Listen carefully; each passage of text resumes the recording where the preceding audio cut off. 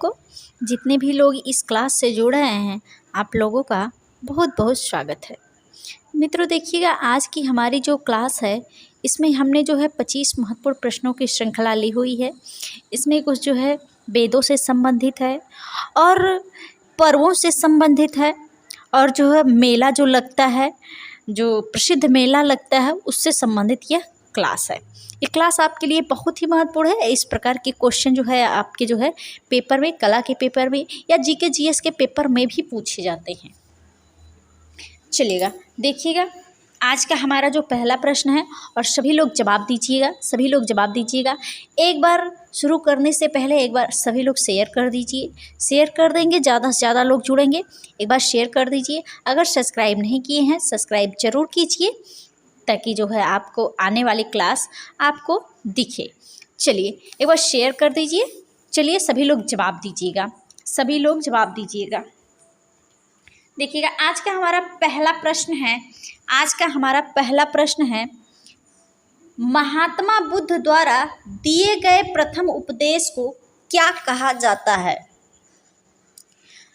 आप जानते हैं गौतम बुद्ध के द्वारा जो पहला उपदेश दिया गया था वह जो है सारनाथ वाराणसी में दिया गया था। कहाँ पर आपके भैया? सारनाथ वाराणसी में पहला उपदेश दिया गया था। सारनाथ वाराणसी में जो है पहला उपदेश दिया गया था। ये पूछा जा रहा है कि इनके द्वारा जो दिया गया पहला उपदेश है उसको क्या कहा जाता है। देखिएगा, यहाँ पे महाभिनिष्क्रमण है, धर्म चक्र प्रवर्तन है, प्रतीत्य समुत्पाद है, उपसंपदा है। आप बताइएगा, जो गौतम बुद्ध है उनके द्वारा दिया गया पहला उपदेश क्या कहलाता है? क्या कहलाता है भाई? उनके द्वारा दिया गया पहला उपदेश धर्म चक्र प्रवर्तन कहलाता है। धर्म चक्र प्रवर्तन जो है कहलाता है पहला उपदेश। चलिए हम अगले प्रश्न पर चलते हैं। अगला प्रश्न देखिएगा हमारा क्या कह रहा है। बौद्ध धर्म में स्तूप किसका प्रतीक है? बौद्ध धर्म में स्तूप किसका प्रतीक है? स्तूप आप सभी लोग जानते हैं, जिसे स्तूप का शाब्दिक अर्थ ही होता है मिट्टी का ढूंढा। देखिएगा, यहाँ पे पूछ रहा किसका प्रतीक है। यहाँ पे देखिए, महाभिनिष्क्रमण है, धर्म चक्र प्रवर्तन है, महापरिनिर्वाण है, समाधि है। देखिए, स्तूप जो है प्रतीक है किसका? जैसे कि बौद्ध धर्म के लोगों या बौद्ध धर्म से संबंधित लोगों ने जो है स्तूप का निर्माण करवाया, जिसपे आप देखें जब मृत्यु हो जाती थी तो उनके जो है या कपड़ों पे जो है या तो जो है उनके द्वारा प्रयोग की गई वस्तुओं पर स्तूप को बनाया जाता था या वो उनके किसी अंगों पर स्तूप को बनाया जाता था। यानी मृत्यु होने के बाद यानी गौतम बुद्ध से संबंधित जितनी भी वस्तुएं होती थी या गौतम बुद्ध के कुछ अंगों का जो है उस पर जो स्तूप बनाया जाता था, यानी मृत्यु को ही बौद्ध धर्म में जो महापरिनिर्वाण कहा गया। गौतम बुद्ध की मृत्यु को भी महापरिनिर्वाण कहा गया। और बौद्ध धर्म में स्तूप किसका प्रतीक है? महापरिनिर्वाण का प्रतीक है। चलिएगा हम अगला प्रश्न देख लेते हैं। देखिएगा, वेद त्रयी के अंतर्गत निम्नलिखित में से किसको शामिल किया जाता है? वेद त्रयी के अंतर्गत निम्नलिखित में से किसको शामिल किया जाता है? यहाँ पे ऋग्वेद, सामवेद, यजुर्वेद है। ऋग्वेद, यजुर्वेद, अथर्ववेद है। ऋग्वेद, सामवेद, अथर्ववेद है। अथर्ववेद, सामवेद, यजुर्वेद है। आप सभी लोग जानते हैं वेद हमारे कितने हैं भाई? 4 हैं। वेद हमारे कितने हैं? 4 हैं। 4 वेद में आपका सबसे पहले आता है ऋग्वेद, दूसरे स्थान पर आता है यजुर्वेद, तीसरे स्थान पर आता है सामवेद और जो है आपके चौथे स्थान पर अथर्ववेद आता है। अथर्ववेद की रचना अगर आप देखेंगे तो मनुष्यों ने की है और इसको कहा जाता है कि ऋग्वेद, सामवेद और जो है यजुर्वेद, इनकी रचना जो है पुरुषों ने नहीं की है। इनकी रचना जो है मानवों ने नहीं की है, देवों ने की है। इसलिए जो है वेद त्रयी के अंतर्गत यही 3 आपके आते हैं, ऋग्वेद, सामवेद और यजुर्वेद आपका।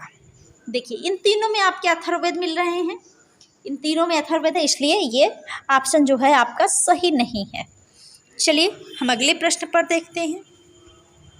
देखिएगा, गायत्री मंत्र किस ग्रंथ में शामिल है? यह प्रश्न है, गायत्री मंत्र किस ग्रंथ में शामिल है? ऋग्वेद में है, यजुर्वेद में है, सामवेद में है, अथर्ववेद में है।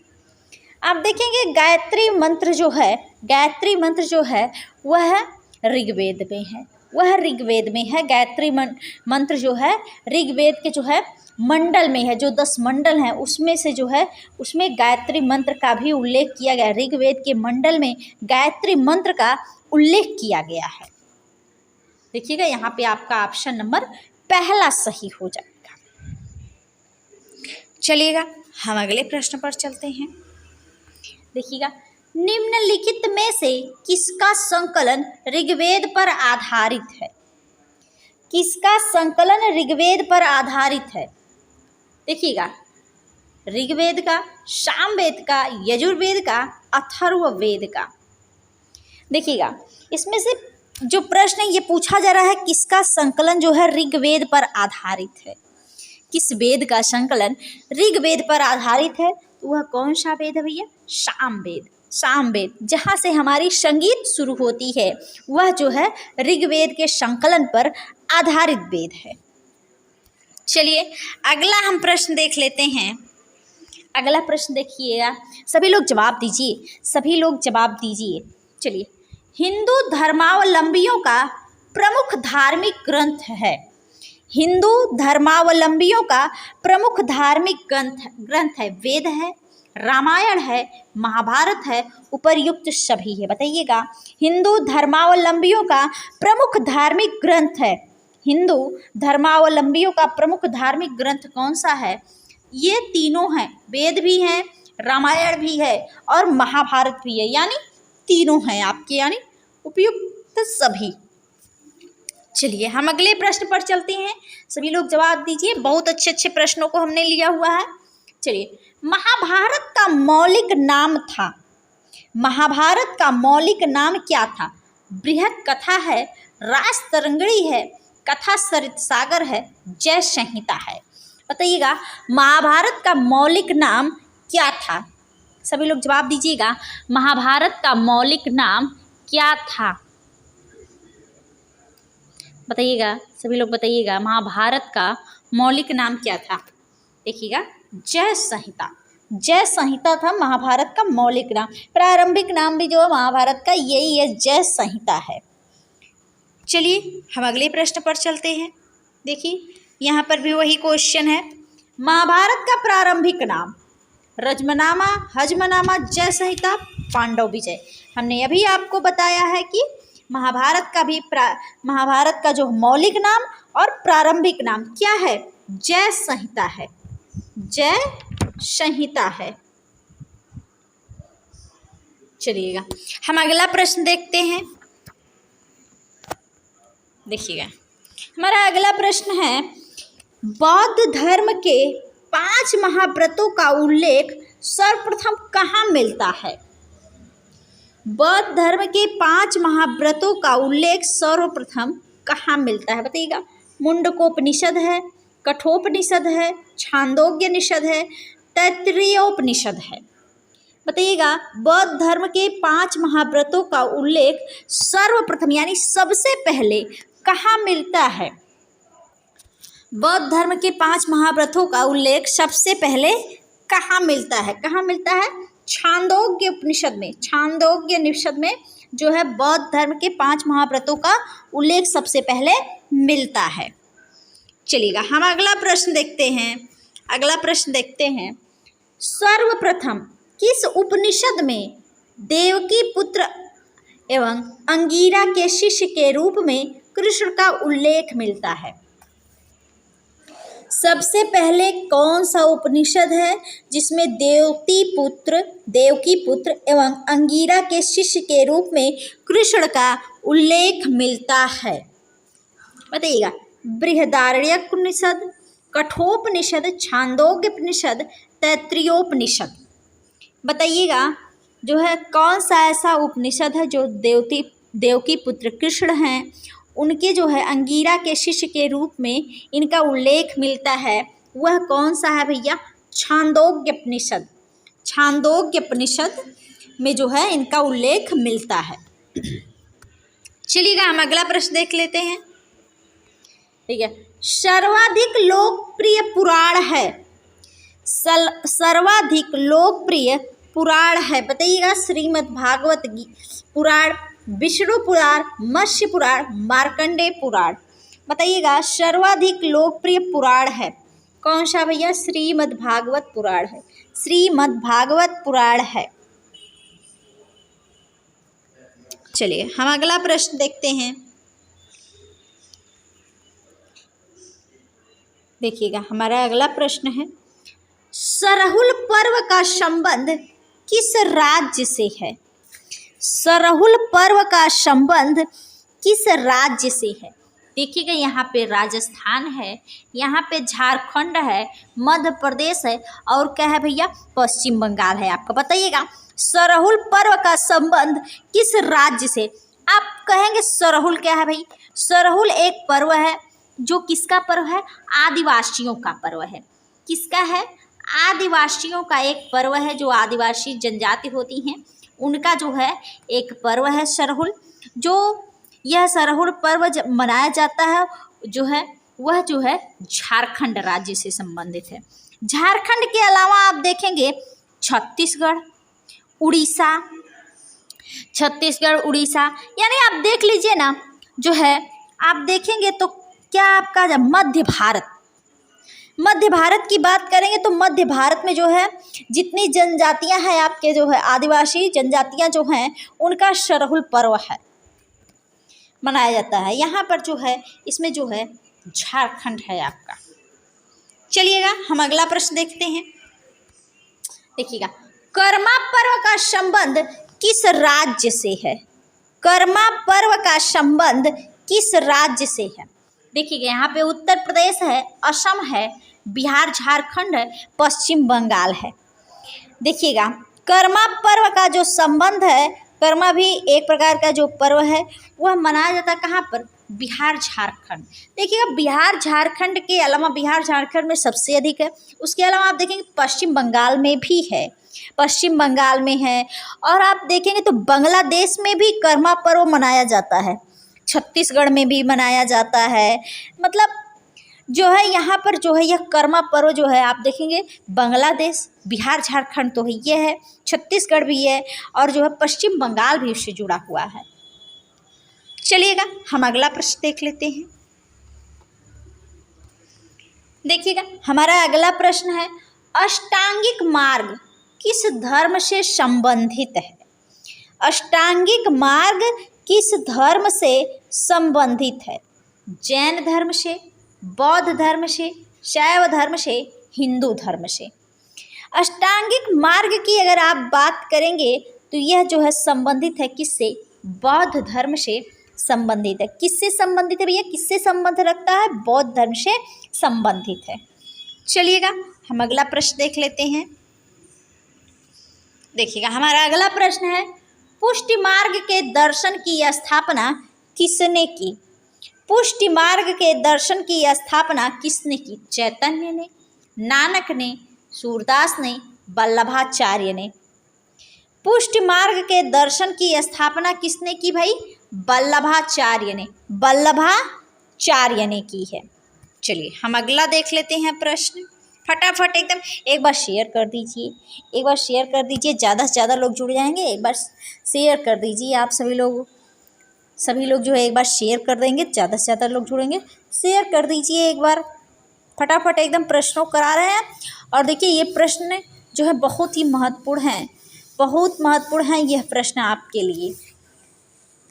चलिएगा देखिएगा हमारा ये प्रश्न है, कर्म का सिद्धांत संबंधित है, कर्म का सिद्धांत संबंधित है, न्याय से संबंधित है या वेदांत से संबंधित है या मीमांसा से संबंधित है या वैशेषिक से संबंधित है? बताइएगा कर्म का सिद्धांत संबंधित है, किससे संबंधित है यह प्रश्न है। कर्म का सिद्धांत किससे संबंधित है? किससे संबंधित है भैया? मीमांसा से संबंधित है। मीमांसा से संबंधित है कर्म का सिद्धांत। चलिए हम अगला प्रश्न देखते हैं। देखिएगा, निम्नलिखित में से किसने प्रतिपादित किया कि भाग्य ही सब कुछ निर्धारित करता है, मनुष्य असमर्थ होता है? बताइएगा। जैनियों ने, बौद्धों ने, आजीवकों ने, मीमांसकों ने? बताइएगा किसने प्रतिपादित किया है, यानी प्रतिपादन किसने किया, यह बात किसने कही, किसने लिखी? भाग्य ही सब कुछ निर्धारित करता है, मनुष्य क्या होता है, असमर्थ होता है। किसने की भैया? आजीवकों ने। आजीवकों ने की है। चलिए हम अगला प्रश्न देखते हैं। ये कालचक्र उत्सव किस धर्म से संबंधित है? कालचक्र उत्सव किस धर्म से संबंधित है? जैन से, बौद्ध से, इस्लाम से, सिख से? कालचक्र उत्सव जो है वह बौद्ध धर्म से संबंधित है। किससे संबंधित है भैया? बौद्ध धर्म से संबंधित है। चलिएगा हम अगला प्रश्न देखते हैं। देखिएगा, यहाँ पे है हमारा अगला प्रश्न, सादा गावा किस धर्म का प्रमुख पर्व है? सादा गावा किस धर्म का प्रमुख पर्व है? सादा गावा क्या है? एक पर्व है। किस धर्म से संबंधित है यह पूछा जा रहा है। आप बताइए। जैन से, हिंदू है, बौद्ध है और पारसी है। बताइएगा सादा गावा किस धर्म का प्रमुख पर्व है? किस धर्म का है? बौद्ध धर्म का प्रमुख पर्व है। किस धर्म का? बौद्ध धर्म का प्रमुख पर्व है। चलिएगा हम अगला प्रश्न दिखाते हैं आपको। देखिएगा यहाँ पे, पुरी की रथ यात्रा किनके सम्मान में निकाली जाती है? पुरी की रथ यात्रा किनके सम्मान में निकाली जाती है? राम हैं, कृष्ण हैं, विष्णु हैं, कृष्ण, सुभद्रा और बलराम हैं। बताइएगा पुरी की रथ यात्रा किनके सम्मान में निकाली जाती है? किसके भैया? कृष्ण, सुभद्रा और बलराम के सम्मान में निकाली जाती है। किसके? कृष्ण, सुभद्रा और बलराम के। चलिएगा अगला हम देख लेते हैं प्रश्न। अगला प्रश्न है हमारा, कौन सा त्योहार इस्लाम धर्म में रमजान महीने का अंत प्रदर्शित करता है? कौन सा त्योहार इस्लाम धर्म में रमजान महीने का अंत प्रदर्शित करता है? यानी जो रमजान, यानी जो लोग रोज़ा रहते हैं उसके बाद कौन सा त्यौहार यानी अंत करता है? ईद उल फितर है, ईद उल जुहा है, ईद उल मिलादुल नबी है और इनमें से कोई नहीं है। आप सभी लोग जानते हैं ईद उल फितर है। क्या है? ईद उल फितर है।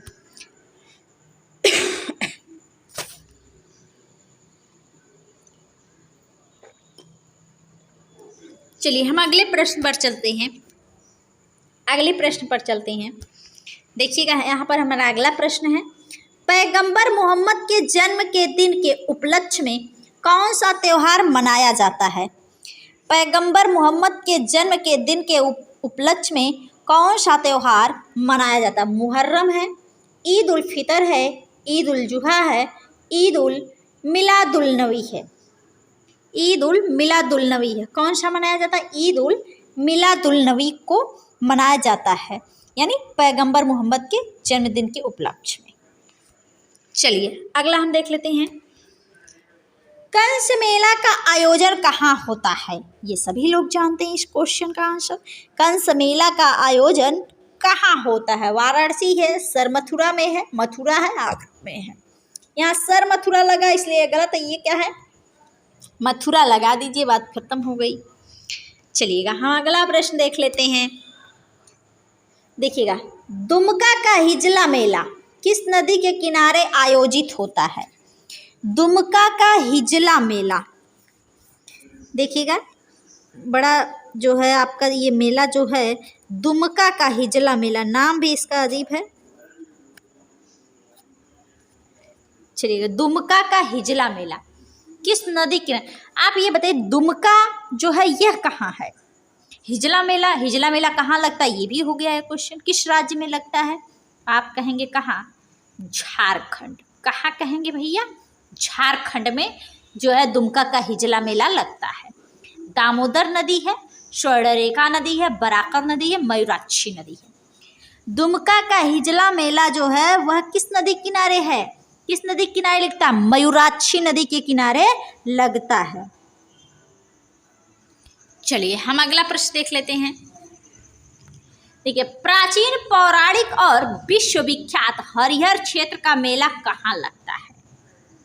हरिहर क्षेत्र का मेला बिहार में, उत्तर प्रदेश में, मध्य प्रदेश में, राजस्थान में। बताइएगा, जो प्राचीन पौराणिक और विश्वविख्यात हरिहर क्षेत्र का मेला लगता है वह कहाँ लगता है भाई? वह बिहार में, जिसे हम जो है एशिया का सबसे बड़ा मेला भी कहते हैं। एशिया का सबसे बड़ा मेला यानी बिहार के सोनपुर का मेला बड़ा प्रसिद्ध है। आप जैसे हरिहरपुर का मेला भी उसे कहा जाता है, छतरपुर का मेला भी उसे कहा जाता है, या हरिहर क्षेत्र का मेला कहा जाता है, या छत्तर का मेला भी कहा जाता है उसे। और कहाँ लगता है? बिहार में। बिहार के सोनपुर में यह मेला लगता है, जिसमें हाथी, घोड़े, इन सब चीज़ों का जो है क्रय विक्रय होता है। चलिए अगला प्रश्न देखते हैं। एशिया का सबसे बड़ा मेला है, अब तो आप तुरंत लगा लेंगे, एशिया का सबसे बड़ा मेला पावापुरी का मेला, वैशाली का मेला, बोधगया का मेला, हरिहर क्षेत्र का मेला। देखिए, इस तरह से भी क्वेश्चन आपका बन जाता है। एशिया का सबसे बड़ा मेला हरिहर क्षेत्र का मेला, और देखिए इसका नाम एक और है छत्तर। छत्तर का मेला भी इसे कहा जाता है, छत्तर का मेला। और जो है बिहार के सोनपुर का मेला, आपके बिहार के सोनपुर का मेला या सोनपुर का मेला भी कहा जाता है। चलिए देखिएगा मित्रों, देखिए ये हमारा आज का आखिरी क्वेश्चन है। आप कमेंट करके ये ज़रूर बताइएगा कि आपको क्वेश्चन कैसे लगे, क्वेश्चन कैसे लगे, आपको क्लास कैसी लगी। ये क्वेश्चन आपके लिए इम्पॉर्टेंट हैं, बहुत ही महत्वपूर्ण प्रश्न हैं ये आपके लिए। इस तरह से जो है पेपर में जो है पूछे जाते हैं, एक दो क्वेश्चन निश्चित तौर पर पूछे जाते हैं। चलिएगा, तब तक के लिए सभी लोगों को गुड नाइट, धन्यवाद।